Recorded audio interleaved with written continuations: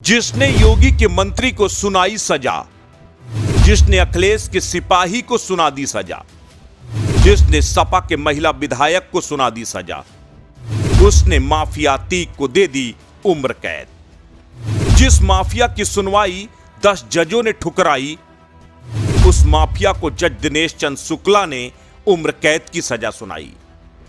अब जज दिनेश चंद्र शुक्ला को मिली वाई कैटेगरी की सुरक्षा।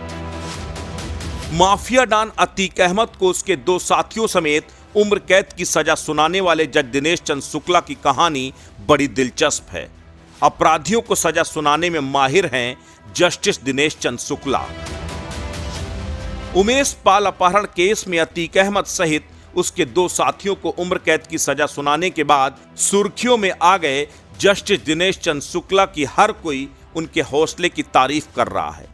लेकिन दरअसल दिनेश चंद्र शुक्ला का सजा सुनाने का इतिहास काफी पुराना है। इससे पहले भी वो कई नेताओं को सजा सुना चुके हैं।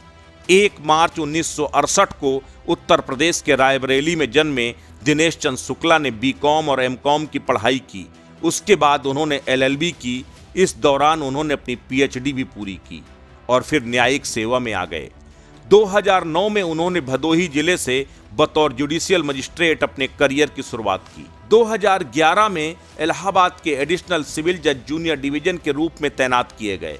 उन्होंने ADG Jhansi, district legal service authority Meerut, district and session जज इलाहाबाद के पद पर सेवाएं दी। साल 2022 में उनकी तैनाती प्रयागराज की स्पेशल एमपीएमएलए कोर्ट में की गई। प्रयागराज की स्पेशल कोर्ट में आने के बाद दिनेश शुक्ला ने कई चर्चित मामलों में फैसला सुनाया। इसी साल जनवरी में उन्होंने योगी सरकार में मंत्री नंद गोपाल गुप्ता नंदी को बड़ा झटका दिया। नंदी को 1 साल की सजा सुनाई, उन पर 10,000 रुपए का जुर्माना भी लगाया। उसके बाद यूपी के प्रयागराज की प्रतापपुर सीट से सपा विधायक बिजमा यादव को इसी साल दिनेश शुक्ला ने सजा सुनाई।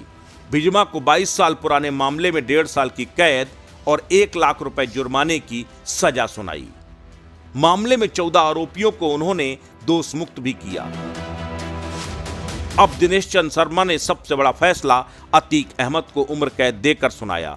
इस फैसले के बाद वो हमेशा हमेशा के लिए इतिहास के पन्नों में दर्ज हो गए।